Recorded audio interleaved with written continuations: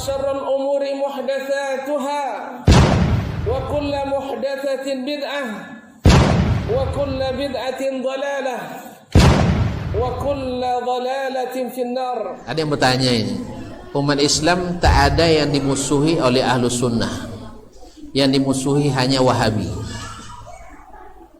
Nah, apakah Wahabi Ahlus Sunnah atau tidak? Hah?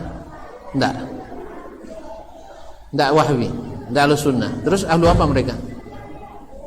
Kalau enggak Ahlus Sunnah berarti ahli apa? Ahli dhalal, orang sesat. Baik, ma'asyiral kiram dirahmati Allah. Siapa yang antum maksud dengan Wahabi?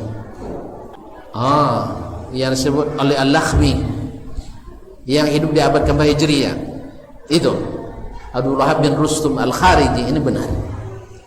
Kalau ini yang dimaksud dengan Al-Wahhabi, mengikut Abdul Wahab bin Rustum, ini benar, karena ini aliran Khariji, yaitu Khawarij, yang mengafirkan orang yang tak sepaham dengannya.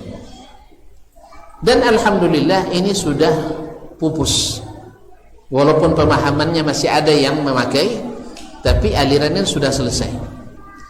Tapi kalau seandainya yang dimaksud adalah Muhammad bin Abdul Wahhab At-Tamimi rahimahullah ta'ala, alhamdulillah kitabnya ada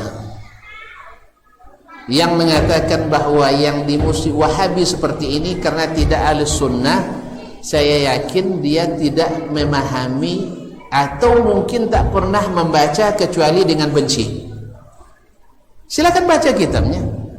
Ya, ada dulu seorang syekh dari India, dia guru hadis besar, lalu setiap memulai kajian selalu dimulai dengan caci maki terhadap Syekh Muhammad bin Abdul Wahhab, karena dianggap telah membenci dan mengafirkan seluruh kaum muslimin. Di antara muridnya ada yang cerdas, dia ngajar Sahih Bukhari, syarah Sahih Bukhari. Dia pergi haji dan bertemu dengan orang-orang. Kalau ke haji kemana? Ya, ke negeri Wahabi gitu ya, negeri Wahabi yang banyak zombie di sana. Nah, ini kalau bukan karena buta hati, pasti akan mengakui bagaimana amannya negeri itu. Dalam Badan Kriminologi Dunia pernah membuat penelitian di tahun 80-an bahwasanya jumlah kriminalitas yang terjadi di Arab Saudi selama 13 tahun sama dengan 1 menit di kota Chicago. Di mana Chicago? Mesir. Amerika. Tinggi pada sampai Amerika tuh ya. Saya ulang lagi, 1 menit di Amerika jumlah kesehatannya, jumlah kejahatannya, kriminal. Tahu kriminal? Tahu? Pencurian, pemerkosaan, perampokan, penodongan, jambret dan seterusnya. 1 menit di kota Chicago sebanding dengan 13 tahun se-Arab Saudi. Mana yang banyak 1 menit daripada 13 tahun? 13 tahun berapa menit? Jadi kalau ada yang mengatakan antum membenci Wahabi, yang dimaksud ini berarti antum membenci agama Islam sesungguhnya. Maka saya harap bertaubatlah segera. Ya. Lalu murid tadi pergi haji dan dia bertemu dengan orang-orang yang ada di Arab Saudi dan tanyakan tentang Syekh Muhammad bin Abdul Wahhab. Nah, orang sana kan bicara saja tidak cukup. Ini bukti kitabnya, Kitabut Tauhid, Kitabut At-Tauhid. Jelas? Lalu oleh murid ini karena dia cerdas, buku ini dibawanya sebagai oleh-oleh untuk gurunya yang selalu mencaci Syekh Muhammad bin Abdul Wahhab di India. Kalau diserahkan dengan kulitnya, tentu tertulis di situ Ta'lifu Muhammad bin Abdul Wahhab, ditulis oleh Muhammad bin Abdul Wahhab. Orang yang benci ceramah Dasman, ada pengumuman tahdirilah tabligh akbar. Misalnya kan, ini Wahabinya pasti tidak mau hadir, ya tak? Pasti ngintip melalui media. Ngintip dia melalui media itu. Apa kesalahan yang bisa diambil dari ceramahnya ini? Dan tak ada untungnya. Seperti kata Imam Al-Auza'i, "Ma zada ilmal alim illa su'alul awam." Tidak bertambah ilmu seseorang alim kecuali dengan pertanyaan orang awam. Dan sebagian yang berilmu pun dalam berbagai masalah masih awam. Maka kita beritahukan, karena dia mengambil dari aliran-aliran, sehingga informasi tidak bersih. Kan itu? Antum nak tahu seseorang tentang Dasman, dengarkan ceramahnya dalam hati yang bersih, jangan dalam keadaan membenci. Karena yang benci madu seperti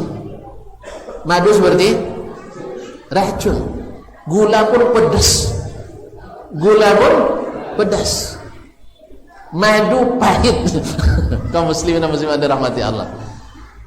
Nah, baca kitabnya, dengarkan kajiannya, ceramahnya dan seterusnya.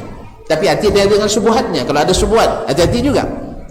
Ma'asyiral kiram dirahmati Allah. Lalu dibukanya halaman depan yang ada tulisan penulisnya Muhammad bin Abdul Wahhab. Lepas haji dia pulang, dia penuntut ilmu, tentu yang pertama setelah orang tua dicari adalah gurunya tadi majelis ilmu. Balik ke majelis syekh, karena di India mau banyak guru-guru hadis. Hadir, selesai kajian, dia datang ke syekh.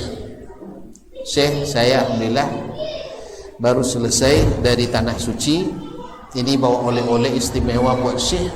Ya, di samping yang lain minyak wangi, kurma dan buah zam-zam sebagainya. Ini yang paling istimewa syekh, buku ini. Cuman karena dalam perjalanan panjang kulitnya terlepas. Kulitnya lepas. Dia tidak bilang tahu saya melepas, tidak. Ya, saya ingin syekh memberikan penilaian terhadap kitab ini. Nah, sekarang dia menilai dengan jujur apa tidak? Dia menilai dengan jujur apa tidak? Jujur, tidak ada tendensius, murni ilmu, karena penulisnya tidak tahu. Tolong saya baca, saya kan tidak tahu, saya kan lebih berilmu tentang masalah ini. Padahal dia sudah baca berulang-ulang. Dan besok saya ingin mendengar apresiasi syekh atau tahzir syekh terhadap kitab ini. Kalau bagus, tolong direkomendasikan. Kalau tidak, tolong ditahzir. Jelas? Jangan dibaca, kan itu. Alhamdulillah, besok syekh seperti biasa memulai dengan kajian dengan mencaci Syekh Muhammad bin Abdul Wahhab lagi. Murid tentu tersenyum, senyum-senyum simpul sendiri dia. Selesai dia memulai mukaddimah ini, lalu dia sampaikan sebelum kajian, ada informasi penting yang ingin saya sampaikan. Alhamdulillah sebulan baru selesai naik haji dan beri hadiah sebuah kitab. Ini kitabnya. Tapi sayang tak disebutkan penulisnya. Kitabut Tauhid. Nah, siapa yang ingin belajar tauhid seperti yang diajarkan oleh Nabi kita Muhammad sallallahu alaihi wasallam, baca kitab ini. Kira-kira murid apa dia? Senyum penuh arti dia. Rasain. Ayo rasain. Siapa yang ingin belajar tauhid seperti yang diajarkan oleh imam kita Muhammad sallallahu alaihi wasallam, baca kitab ini. Karena saya menemukan napas yang ada dalam kitab ini sama dengan napas Imam Al-Bukhari dalam Kitabut Tauhid. Alhamdulillah, beliau menyandingkan Kitabut Tauhid Syekh Muhammad bin Abdul Wahhab dengan Kitabut Tauhid yang ditulis oleh Imam Al-Bukhari rahimahullah. Ahlussunnah apa tidak? Ahlussunnah apa tidak? Ahlussunnah apa tidak? Alhamdulillah. Kalau yang mengatakan Ahlussunnah tak membenci kecuali Wahabi, berarti dipertanyakan Ahlussunnahnya ini.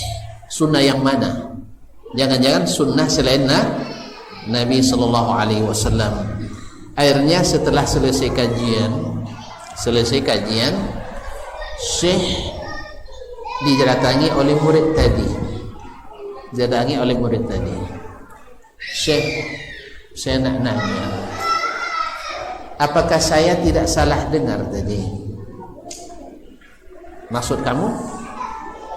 Syekh kan bilang tadi, kalau nak belajar tauhid seperti yang diajarkan Muhammad sallallahu alaihi wasallam, baca kitab ini. Ya betul. Syekh, saya nak tanya betul-betul, Syekh sudah baca apa belum?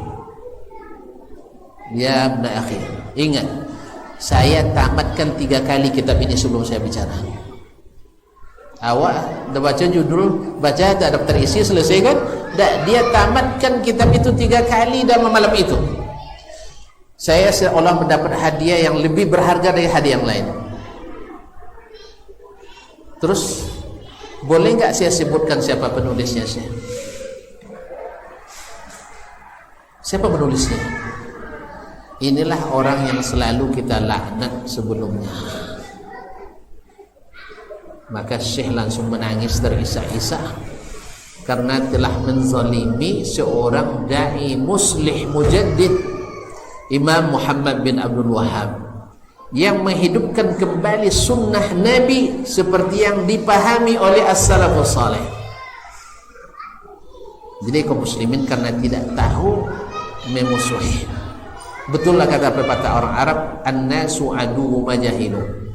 Masih nasihati siapapun yang dapat isu yang tidak sedap tentang al-Wahhabiyah yang dinisbatkan kepada Syekh Muhammad bin Abdul Wahhab, seperti kata Syekh sendiri, adapun apapun yang disebutkan tentang kami, bahwa kami mengkafirkan seluruh kaum muslimin yang tak hijrah kepada kami, yang tak sepaham dengan kami, maka ini adalah dustanya para musuh dakwah ini. Dusta para musuh dakwah. Tadi saya contohkan kan, bahwa belajar akidah ini menciptakan zombie-zombie yang hidup mengisap darah. Ada untuk lihat? Ada untuk lihat? Ada zombie-zombie darah Saudi? Hah? Enggak ada. Alhamdulillah. Bahkan mereka adalah, jangankan orang Islam, orang kafir pun tak boleh dibunuh kecuali dengan syarat-syarat. Paham itu? Saya menyebutkan tafsirnya. Orang kafir terbagi 4. Satu adalah zimmi, tak boleh dibunuh, tak boleh diganggu. Yang kedua kafir musta'man, orang yang ambil suaka, tak boleh dibunuh. Yang ketiga kafir mu'ahad, yang terikat perjanjian damai, tak boleh diganggu. Dan yang keempat baru kafir harbi, yang memerangi kita. Ini mau tidak mau harus. Ya kan, kalau dia tak bunuh, kita tak bunuh dia, dia bunuh kita dalam perang. Kaum muslimin, kita perang nih, tapi tolong jangan pakai pedang kah? Jangan pakai, pokoknya jangan ganggu musuh, tidak ada cerita. Mereka melumat kita, maka kita harus melumat juga gitu ya, kaum muslimin muslim. Tapi dengan adab-adab. Dan ini jelas bagian dari akidah kita. Mentaati walil amri bagian akidah kita. Nah, kalau ini yang dimaksud mereka, berarti dia keliru. Maka Syekh akhirnya berubah 180 derajat. Dari awalnya melaknat, sekarang senantiasa mendoakan Syekh Muhammad bin Abdul Wahhab.